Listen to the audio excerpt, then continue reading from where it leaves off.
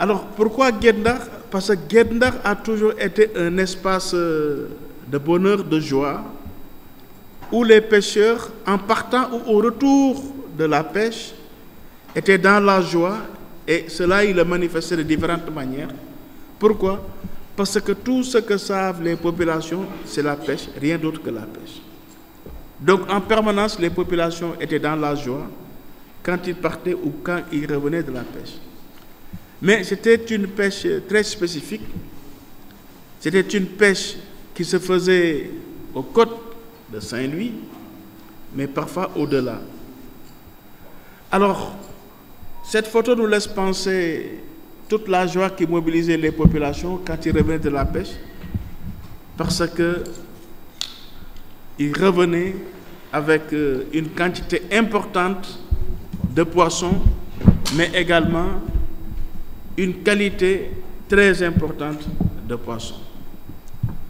Alors, cette pêche artisanale, au-delà de Saint-Louis et au Sénégal, on peut dire, est un pilier de l'économie, mais pas que de l'économie, mais de la culture et de la sécurité alimentaire au Sénégal. Alors, mon intervention sera moins économique, sera moins sociologique, mais peut-être sera socio-anthropologique, parce que comme je l'ai évoqué tout à l'heure, la pêche fait et défait les populations au niveau de Saint-Louis. Alors, je commencerai par parler de cette contribution économique de la pêche au niveau du Sénégal. Il y a une création massive d'emplois, il y a une modernisation innovante, il y a une exportation et des devises étrangères. Donc, combien sont ces populations qui ont pu profiter de la pêche pour entretenir leur famille? Dès lors que la pêche au Sénégal donne l'opportunité à plus de 500 000 personnes d'être en activité, soit de manière directe, soit de manière indirecte. Je parlerai de nos braves femmes, malheureusement on n'en parle pas beaucoup, qui sont dans le séchage, le fumage, le commerce, etc. Alors, il y a une difficulté que l'on peut évoquer quand on parle de la pêche en Afrique, au Sénégal et à Saint-Louis. C'est que malheureusement, le discours, il est très masculin. Je ne suis pas féministe, mais je suis de ceux qui revendiquent une correction importante quand on parle de certaines activités dans nos espaces. Malheureusement, la science n'a pas beaucoup contribué, parce que pour plusieurs activités, on pense qu'il n'y a que les hommes qui y sont. Alors c'est le lieu de rappeler que pour la pêche, les femmes occupent une place importante dans certaines activités. Et la pêche donne l'opportunité à plusieurs de ces femmes de contribuer dans l'économie familiale et surtout de donner l'opportunité également à d'autres femmes ou même des filles de sortir des sphères privées pour rejoindre les sphères publiques à travers les associations, mais également d'avoir accès au discours, comme on le voit à Guet Ndar. Aujourd'hui, dans plusieurs espaces, on a entendu les femmes grâce à l'activité de la pêche. Alors, cette création d'emplois n'est pas la seule opportunité, parce qu'il y a une modernisation innovante par la fabrication de fibres, les pirogues, les fibres en verre, qui sont moins polluantes et plus sûres, et qui réduisent la déforestation et la consommation de carburant de 30%. Alors pendant longtemps, quand on allait à Saint-Louis, ce qu'on voyait le plus souvent, c'est des grands chalutiers, de grandes pirogues qui étaient en construction et que le bois venait soit au centre du Sénégal, soit au sud du Sénégal. Et malheureusement, on a laissé faire et cela a impacté pour beaucoup sur l'environnement au niveau du Sénégal. Et aujourd'hui, grâce à cette modernisation innovante, on arrive à avoir des pirogues d'embarcation qui peuvent résister ou exister pendant plus de 25 ans. Alors, cette pêche a beaucoup aidé des populations à travers la sécurité alimentaire et nutrition. Alors, non seulement on mangeait en quantité, mais on mangeait en qualité également. Vous savez, pour ceux qui ne sont pas du Sénégal, ce serait presque impossible de dire que j'ai visité Saint-Louis sans manger le tchéboudienne. Alors, je pense que mon ami Fabien peut le confirmer. Si vous allez à Saint-Louis, je ne ferai pas de publicité, mais il y a un grand restaurant qui s'appelle Galaxy. N'ayez pas de paresse pour faire un tour.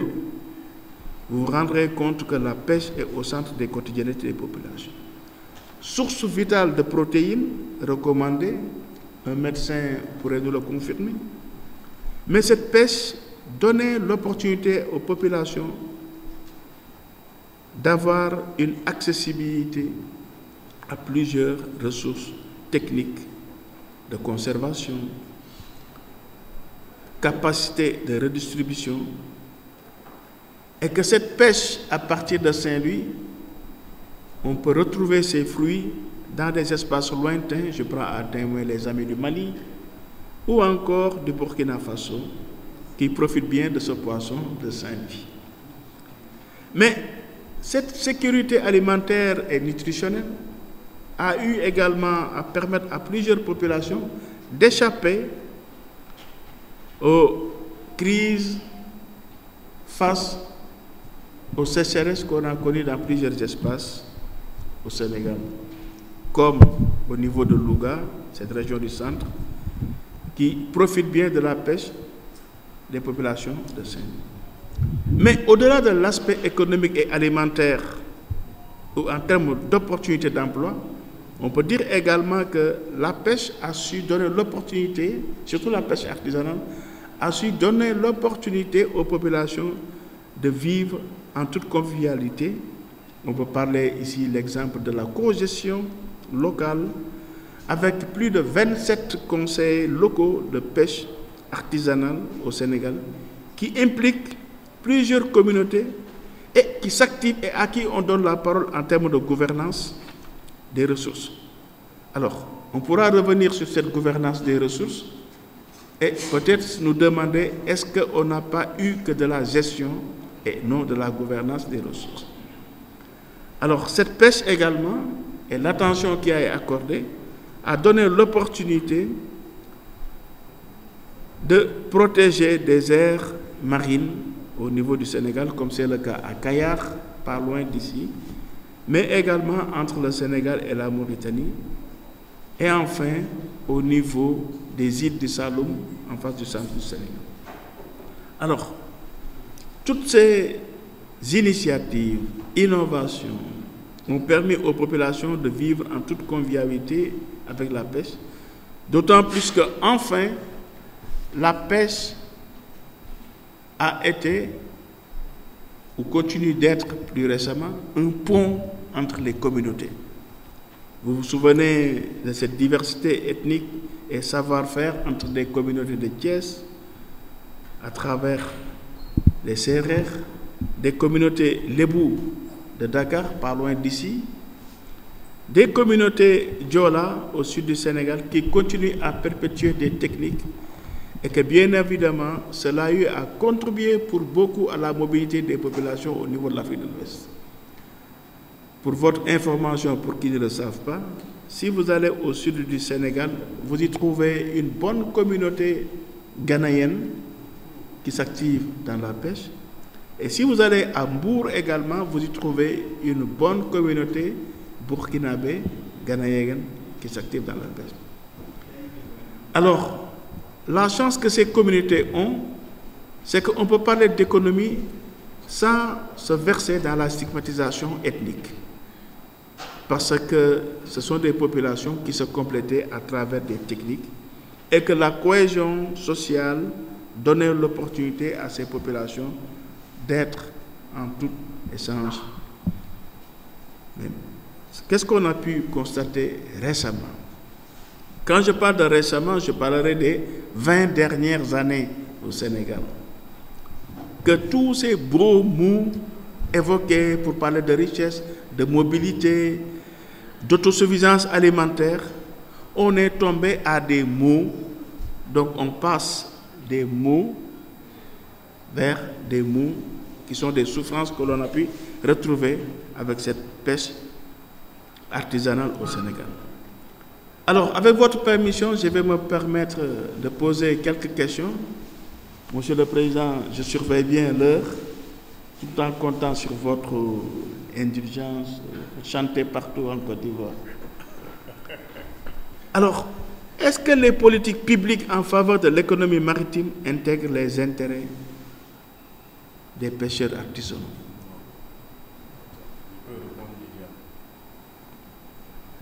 Est-ce que ces politiques favorisent prioritairement les investissements industriels et étrangers?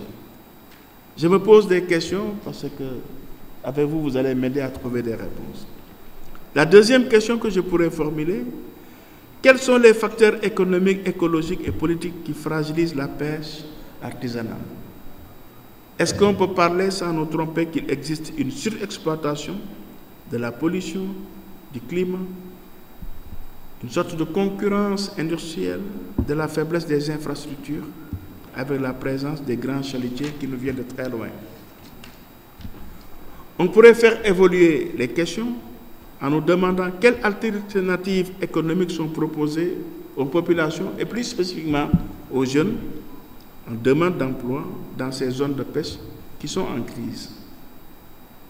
Est-ce que ces alternatives sont viables, mais aussi est-ce que ces alternatives sont adaptées? Vous savez, entre autres difficultés que nous avons dans nos espaces, c'est qu'on est pressé de dire qu'on a proposé des politiques, mais est-ce que ce sont des politiques qui répondent aux besoins des populations? Toujours pour les politiques de développement maritime, on peut se demander est-ce qu'elles prennent en compte la dimension sociale et migratoire? Mais est-ce que ces politiques, elles sont inclusives? Je pense qu'entre autres difficultés que nous avons, c'est qu'on est pressé de formuler des politiques, mais les populations ne se retrouvent pas dans ces politiques. Il y a une difficulté en termes d'inclusivité. Est-ce qu'on peut formuler des politiques à partir de Dakar alors qu'elles sont destinées à des populations quasi méprisées loin de Dakar? Et cela peut être mesuré dans plusieurs espaces au niveau de l'Afrique et surtout de l'Afrique de l'Ouest. Et comment renforcer la gouvernance participative sans tomber dans la gestion des ressources halieutiques en intégrant des pêcheurs, les migrants et les femmes? Je pense qu'il serait important d'aller vers une gouvernance durable et non de nous limiter à une gestion. Alors, où se trouve la difficulté entre cette gouvernance?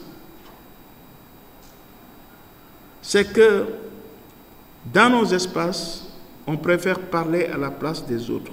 Pendant longtemps, on a parlé à la place des enfants. Pendant longtemps, on a parlé à la place des femmes. Et est-ce qu'on doit continuer à parler à la place des personnes qui vivent de la pêche? Je pense que si nous limitons à la gestion, ça veut dire qu'on continuerait uniquement à parler à la place des autres, sans donner l'opportunité à ces populations de pouvoir parler d'elles-mêmes et d'offrir des réponses pas utiles, pas viables, mais qui sont dans la durabilité. Et je pense que pour cela, il faut donner la voix aux autres. Alors, toutes ces questions, on peut le dire, permettent de croiser des dynamiques économiques, environnementales et sociales, et j'espère d'éclairer des mécanismes de marginalisation, de mobilité et de résilience dans les communautés côtières au Sénégal et en Afrique de l'Ouest. Alors, malheureusement, ces questions nous laissent penser qu'il y a encore des difficultés et qui contribuent beaucoup au déplacement des populations dans plusieurs espaces. Pourquoi? Parce qu'il y a une pression croissante avec une pêche industrielle qui bouscule le quotidien des populations. Des populations qui, pendant longtemps, ont pu évoluer dans une pêche artisanale et qui leur donnait l'opportunité de trouver des ressources nécessaires pour leur quotidienneté. Mais malheureusement, ce qu'on a pu voir au cours de ces 20 dernières années, c'est qu'il y a de plus en plus une absence de régulation efficace et de données précises sur les stocks. Aujourd'hui, dans plusieurs espaces qui occupent la pêche au niveau de l'Afrique de l'Ouest, nos États sont dans une incapacité de nous dire en espace T, voilà la production halieutique qui a été faite. Mais comment est-il possible d'apporter des réponses précises en termes de durabilité face aux besoins des populations, sans pour autant disposer des évidences scientifiques qui nous permettraient d'aller vers des projections? L'autre difficulté, c'est cette présence de chalutiers étrangers, souvent mieux équipés, capture de grandes quantités de poissons dans des zones réservées à la pêche artisanale. Dans plusieurs espaces au niveau des côtes ouest africaines, des populations continuent à pleurer parce que nous, en face, elles ont ce qu'on appelle des bateaux-usines qui capturent tout et qui ne laissent pas l'opportunité aux populations de pouvoir satisfaire leurs besoins alimentaires et nutritionnels. Malheureusement, les gens continuent à parler des accords de pêche mal négociés avec certains pays. Mais attention, je pense qu'il ne faut pas aller vers des raccourcis. Les accords de pêche au Sénégal n'ont pas été signés que par des Sénégalais. Je pense qu'on devrait changer de profil quand on dénonce ces accords de pêche. Qui est à la base des accords de pêche? Je pense que c'est avec l'État sénégalais. Je pense que la pression devrait plutôt aller vers ces politiques sénégalais que plutôt vers ces propriétaires de chalutiers étrangers. Deuxième chose, à la suite d'une enquête que nous avions faite au niveau de l'Université de Saint-Louis, nous nous sommes rendus compte que plusieurs de ces chalutiers étrangers, entre griffes, ne sont pas si étrangers qu'on le pense. Parce que des propriétaires, certainement c'est mon oncle, ou bien mon cousin, ou bien même d'un grand commerçant de Bamako installé quelque part dans les côtes ouest africaines, profitant à la fois de la mer et des contrats. Je pense qu'on devrait poser davantage le débat en nous forçant le respect de l'objectivité. Mais cette pêche a connu des difficultés parce qu'en face, nous avons des populations qui s'activent dans ce secteur, mais avec un matériel vétuste d'un autre âge et qui ne leur donne pas l'opportunité de pouvoir satisfaire leurs besoins. Alors, en termes de difficultés également, ce serait difficile de parler sans évoquer l'absence de statut juridique. Quel est le statut du pêcheur? Je pense que mon grand-père, qui a vécu dans la pêche pendant 50 ans, n'a pas un statut qui le différencie de celui de ses petits-enfants. On est pêcheur, on vit pêcheur, on meurt pêcheur, mais dans la précarité. Mais attention, j'ai profité de l'occasion pour jeter quelques petites pierres aux universitaires. Quel est le rôle efficient des universitaires pour aider des populations à retrouver ou bien à trouver un statut juridique digne? Je pense qu'il y a encore des efforts à faire et c'est là qu'il faut saluer les acteurs de la société civile parce qu'ils s'intéressent à une problématique peu ou pas du tout présente dans nos universités. Alors, difficulté encore avec cette baisse de capture, mais également au plan anthropologique à l'inexistence d'identité pour plusieurs populations. Je prends l'exemple de l'homme qui, souvent chef de famille et pourvoyeur, perd de plus en plus son autorité symbolique lorsqu'il ne peut plus subvenir aux besoins des saints. Et cela pose un problème. Quand on perd l'identité,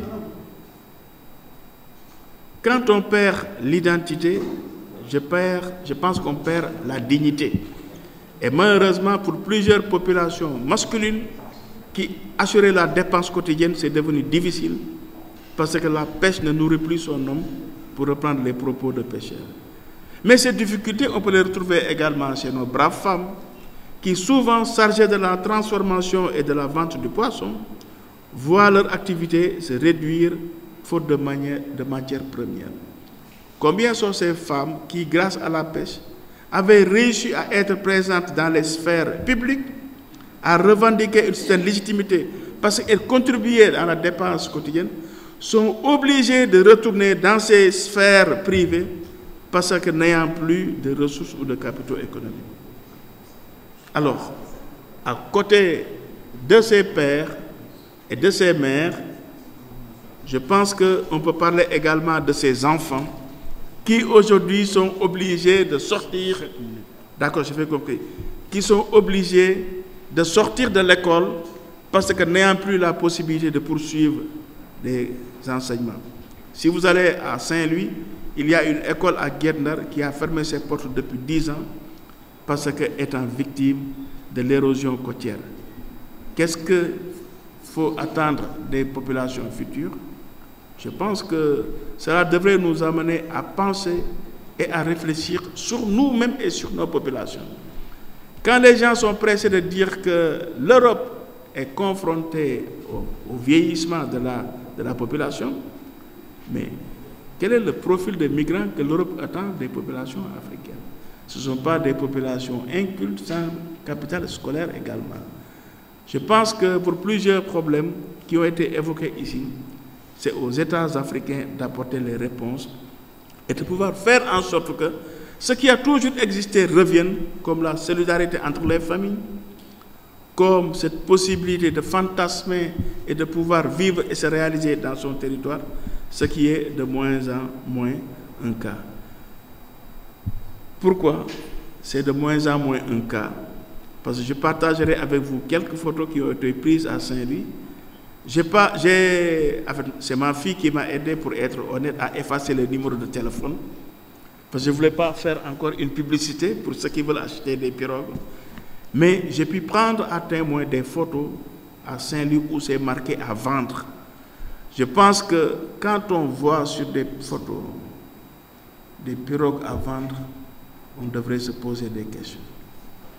Pourquoi les populations sont dans l'obligation de vendre leurs pirogues? Est-ce que ça confirme l'hypothèse première, la pêche ne nourrit plus son homme? Mais pour ceux qui ont besoin de numéro de téléphone également, je pourrais les partager. C'est à Saint-Louis où j'ai pris ces photos. Alors, la réponse, ou bien la seule réponse qui est offerte à ces populations, c'est de partir. Mais malheureusement, on ne se pose pas assez de questions sur les causes profondes des migrations. Je pense que les gens partent parce qu'ils n'ont plus de réponse dans leur territoire d'origine. Mais est-ce que le départ est la seule réponse? Je ne suis pas très sûr. Je pense que nous sommes assez inventifs pour pouvoir aider, discuter et, dans le respect et la dignité, faire en sorte que la migration ne puisse pas être une obligation, mais une option. Je vous remercie. Alors, merci, professeur. Alors, je commencerai d'abord par mon aîné, mon grand frère, et mon tout, celui qui a pris mes premiers pas dans la société civile dans les années 2000.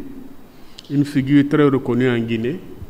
Il a été leader emblématique de la société civile, ensuite ministre des Affaires étrangères, président de la commission électorale indépendante de la Guinée, que je nomme le doyen Fofana Bakary. Levez-vous pour que les gens puissent vous voir. Et pendant la crise post-électorale, j'ai fui mon pays parce qu'à cause de mon nom Ouattara.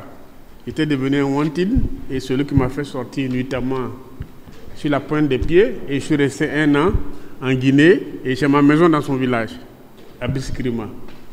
La deuxième personnalité, c'est mon jeune frère, aussi dynamique, talentueux, avec qui on a commencé le combat contre la dette au niveau africain. Et Dieu seul sait comment ce fléau-là nous étrangle. Et lui aussi, il a gravi les échelons. Il est aussi au Conseil national de transition du Mali. Voilà, et donc je lui demande de l'applaudir, d'emblée sur le monde. Voilà, ils auront le temps de réagir parce qu'ils travaillent aussi sur la migration et sur les choses. Alors, on met aussi la représentante du Conseil sénégalais des femmes. C'est ça? J'ai bien dit? Où elle est où? Voilà, madame, levez-vous, comme vous voyez. Merci beaucoup. Voilà. Voilà, vous aurez aussi le temps de parole. Alors, professeur, oui. Je suis maintenant édifié parce que hier, je suis resté sur ma faim quand un des intervenants a dit que la nationalité, comment il s'appelle là, le poisson prend la nationalité du bateau dans lequel il se trouve. Oui, et j'ai été sidéré et je comprends maintenant avec les chalutiers. Est-ce que vous voyez? Et finalement, c'est le véritable problème qu'on a.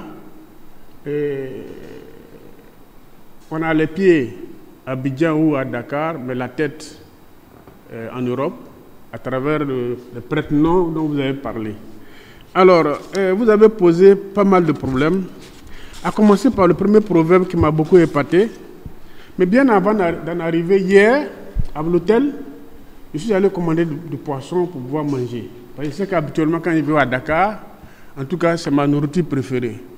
J'avoue que quand je suis monté, les poissons qu'on m'a présentés, je comprends pourquoi j'ai eu ces poissons-là hier. Parce que j'étais surpris. Voilà, c'est des gringalets de poissons qu'on m'a servi. Donc je viens d'avoir la réponse.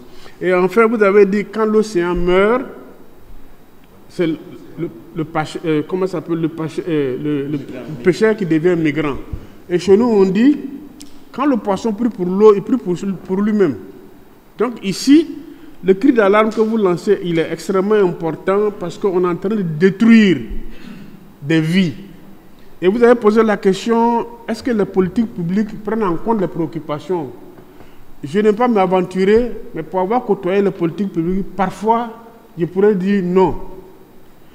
Les politiques publiques servent plus des intérêts exogènes que des intérêts internes. Et vous aviez dit, on parle à la place des gens. Et quand on parle à la place des gens, c'est le malade seul qui sait comment ça s'appelle, la douleur qu'il ressent.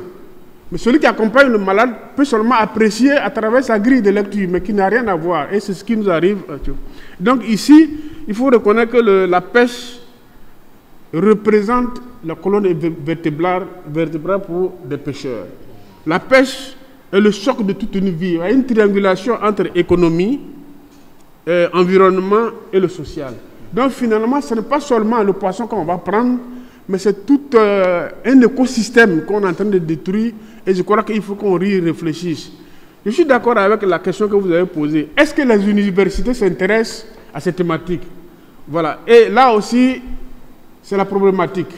Parfois, on est dans des sujets qui n'ont rien à voir avec notre vie. Parce que pourquoi? Généralement, ici, j'ai appris ici à Dakar en 2014 que l'université Cheikh Anta Diop était classée parmi les universités françaises. Oui, j'ai appris ça ici. Je ne sais pas si la donne a changé. On a changé depuis. Bon. Académie de Bordeaux. Ok, mais c'est toujours là-bas. Ça a changé. Bon. Et donc, mais cela ramène à la problématique, qu'est-ce qu'on enseigne à nos enfants, comment ça s'appelle, dans nos universités. Et je crois que là, il interpelle les universitaires pour qu'on prenne en compte cette question-là. Mais je suis satisfait là où vous avez atterri, quand vous avez fait un clin d'œil à la société civile. Voilà, moi je suis acteur de la société civile qui est en train de prendre à bras le corps ce problème-là pour dire attention, il faut qu'on y jette un regard. Et donc vous avez fait pas mal de suggestions et je crois que ça va être difficile que je puisse tout résumer. J'ai pris quelques parties assez intéressantes. Quelles sont les alternatives qu'on a? Chez nous, on dit c'est penché, mais ce n'est pas encore versé. Le canari est penché, mais ce n'est pas encore versé. Donc, on peut encore récupérer une petite quantité d'eau qui reste dans le canari. Et c'est l'exercice que nous allons essayer de faire. Et une fois qu'on aura fini, et l'une de nos plaies au niveau des forats, c'est que quand on se réunit, on diagnostique les problèmes, on apporte des réponses Mais en termes de plaidoyer pour que la politique le prenne en compte, ça devient un point d'interrogation. Donc je crois que là, il faut qu'on aille vers là. Et surtout que je suis d'autant plus satisfait qu'au niveau du gouvernement, c'est des jeunes qui sont à la tête du pays. Et parmi ces jeunes, il y a des acteurs de la société civile. Donc je crois qu'on peut profiter de ce canal-là pour faire passer un certain nombre de messages. Et surtout, M. Seydou, oui. Voilà, prenez le bras du professeur, ne le laissez pas. Parce qu'il a présenté la situation, voilà, il sait la direction du vent et il pourra nous aider pour pouvoir trouver, comment il s'appelle, la solution. Et pour ne pas que prochainement, on ait à vendre sur un bateau, mais bon, un autre slogan plus attrayant. Ceci étant, comme je l'ai dit, je vais donner la parole à ceux que j'ai cités pour leurs mots, peut-être 1 ou 2 minutes. Et ensuite, s'il y a des questions de la salle, on va les prendre, parce que le sujet est très passionnant, il est très intéressant. Je propose qu'il y ait des réactions afin de donner un contenu encore plus riche. Ceci étant, grand frère, je vous donne la parole pour 2 minutes. Ensuite, mon jeune frère et ma maman qui est au fond. C'est le bon qui se déplace. Voilà, vous pouvez, si vous venez ici, voilà. Ils sont 3, non? Oui, ils sont 3. Venez, madame, venez, vos frères.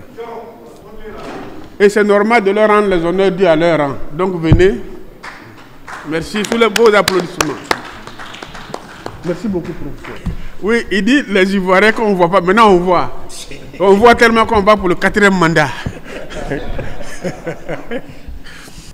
Chers participants, je suis d'abord touché par les mots du facilitateur. Vous savez, on est dans le milieu de la société civile, de la solidarité, de l'amitié, la complémentarité. Donc tout ce qu'on fait, c'est minime par rapport à ce que vaut la personne. Je pense que peut-être certains ne connaissent pas ou sont en train de connaître M. Diakalia, mais je crois que c'est l'une des personnes les plus régulières, les plus constantes que nous qui l'avons connu très jeune. Et tout à l'heure, je disais à quelqu'un, quand il insistait sur le respect de l'heure, je dis peut-être les gens ne savent pas, mais Diakalia va faire respecter le timing qu'il a dit. Parce que quand il dit quelque chose, ça, il le fait. Et c'est quelqu'un qui est très indépendant, qui nous a tous impressionnés par sa régularité, par la profondeur de ses analyses, de ses actions, très entreprenant. Et donc il y a une forme de constante, de fidélité et d'engagement qui n'a pas du tout souffert avec le temps. Nous l'avons vu avec certains activistes de la société civile. Au fur et à mesure que les choses avancent, ils changent de ligne.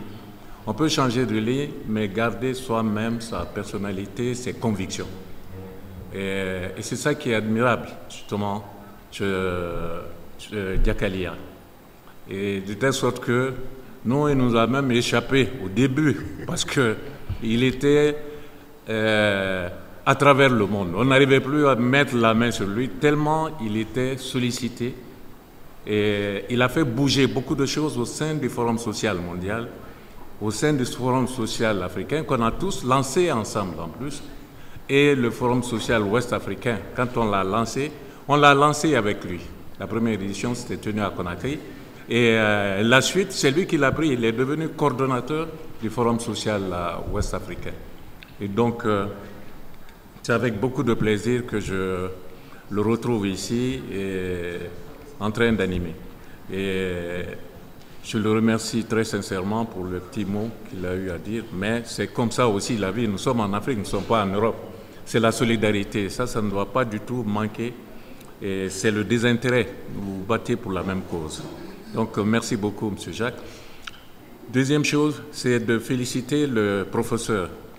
Parce que c'est un sujet, moi, personnellement, qui m'intéresse beaucoup, parce que nous avons aussi la même situation en Guinée. Et au Sénégal encore, nous prenons l'exemple souvent, nous citons souvent l'exemple du Sénégal dans ce domaine, qui est beaucoup plus en avance que nous autres.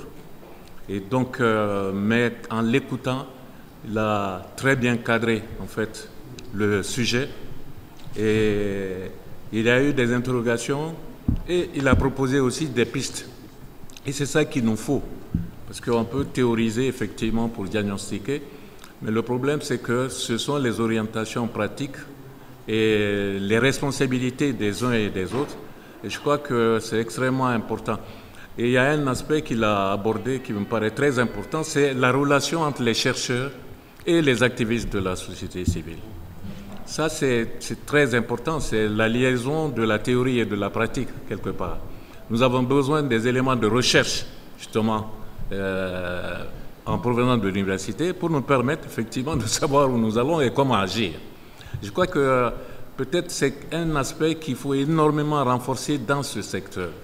Bon, personnellement, je le situerai aussi, le constat et autres qu'il a fait, je le mets dans un constat beaucoup plus général.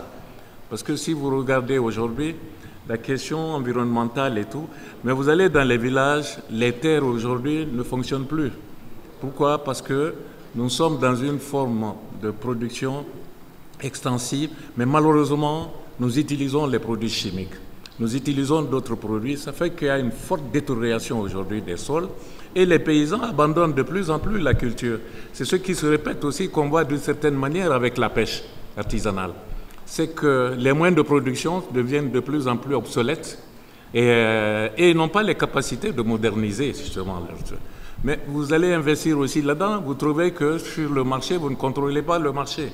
Ça ne dépend pas de vous. Donc on tourne un peu en rond dans l'affaire. C'est une situation très globale et qui serait bien des cas comme ça entre le bon, ils sont tous dans le même secteur, qui est une liaison entre justement cette problématique de la pêche, c'est essentiel chez nous, puisqu'il y a des fleuves, il y a d'autres choses, c'est pas simplement la mer.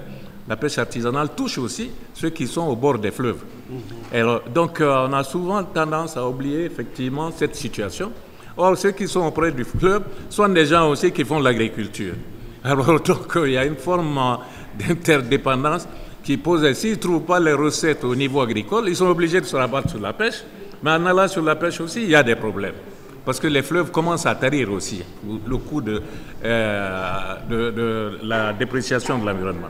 Donc, vraiment, merci beaucoup, professeur. Et, en tout cas, personnellement, j'ai beaucoup appris. Et merci à tout le monde. Je vous remercie. Merci. Et au camarade Jack, l'infatigable chapeau, toujours disponible, toujours engagé pour la cause des sans-voix. Il faut le reconnaître, on peut lui dire qu'il est malien, parce qu'il nous accompagne toujours à la CAD dans nos luttes. Et on était il y a 1 an en Guinée ensemble. Professeur, merci. Et je me réjouis de me retrouver ici dans cet espace de donner et de recevoir. Nous avons beaucoup appris ce matin à travers les informations données. Pour nous au Mali, le secteur de la pêche est un secteur vital. Et je m'empressais à vous demander quelle est la contribution de ce secteur au PIB. Parce que c'est pertinent. Nous, Maliens, on appelle communément Sénégal Djegé. Ouais. Hein, c'est vraiment très, très consommé au Mali. Et nous voudrions aussi savoir, c'est important, avec ces problèmes, est-ce que ce secteur est pris en compte comme dans le gouvernement, comme secteur à part, ou bien c'est dans le secteur agricole? Parce que chez nous, on avait, le secteur agricole prenait en compte la pêche, l'élevage et autres. Et c'est récemment, avec l'arrivée de ce gouvernement, qu'on a mis la pêche et l'élevage comme secteur à part. Et pour la solution, est-ce qu'il existe ici des interprofessions? Parce qu'on demande aux acteurs de se mettre ensemble pour renforcer, pour donner une importance à l'activité. Au Mali, la solution qu'on a pu proposer au gouvernement, c'est d'évoluer en interprofession. Il y a l'interprofession pêche, riz, mangue, tout. pour valoriser les pratiquants de l'activité. Donc il serait bien aussi de lancer cette initiative à votre niveau. Et au Mali, réellement, l'environnement nous cause beaucoup de problèmes. Chez nous, c'est avec les multinationales, c'est l'exploitation de nos minéraux et les forêts avec les dragues, le système de dragage, les eaux sont polluées. Et récemment, le gouvernement a pris quand même des mesures draconiennes à l'encontre de ces gens. Parce que c'était des machines dans les fleuves. Il n'y a plus de poissons. Le milieu aquatique est presque inexistant maintenant avec la pollution de l'eau. Donc maintenant, il y a des mesures à l'encontre de ces pratiquants et des sanctions sévères pour sauver vraiment l'environnement. Donc nous faisons partie de ces acteurs. Comme on le dit, Jacques aime à le dire que je suis en train de prendre du recul. Non. Et étant de l'autre côté, on aide à faire passer la vision des mouvements sociaux. Avec nous, la loi foncière agricole, on a tout fait pour que ça puisse passer. La protection de l'environnement aussi, oui. Et la loi sur la migration, oui, le départ de nos jeunes au Mali, on a un accent particulier sur ça, d'année en année. Hier, j'étais dans le débat ici. Hein, et 2 ans à peu près, on a enregistré plus de 5000 départs. Donc il y a lieu de réfléchir à des alternatives crédibles, vraiment pour maintenir nos frères, nos fils sur place. Encore une fois, merci aux professeurs. Et cet espace doit être vraiment périn pour plus de prise en compte des besoins des mouvements sociaux. Merci. Merci. Les femmes jouent un rôle très très important dans l'économie, en termes de transformation entre autres. Alors, juste dire aussi que le Conseil sénégalais des femmes est membre du programme du gouvernement ouvert, du PGO. Et le PGO, dans ses engagements, prend en charge tous les problèmes liés à la pêche. Et d'ailleurs, l'un des engagements forts, c'est de faire de sorte que le Sénégal adhère à la FIDCI. Donc c'est une question que nous essayons de voir avec tous les autres membres de la société civile qui sont dans le programme du gouvernement ouvert. Et récemment, le 22 mai, on a organisé une activité à Saint-Louis, justement pour voir toutes ces questions de migration, surtout concernant les enfants, parce qu'on sait que ça contribue à la déperdition scolaire. Et comme vous l'avez dit tantôt, la pêche est liée et est le socle de l'environnement, de l'économie et du social. Donc il est important justement que nous nous engageons tous, que ce soit la société civile, que ce soit l'État, entre autres, pour mener un combat afin que tous ces problèmes soient réglés. Merci de m'avoir donné la parole. Merci.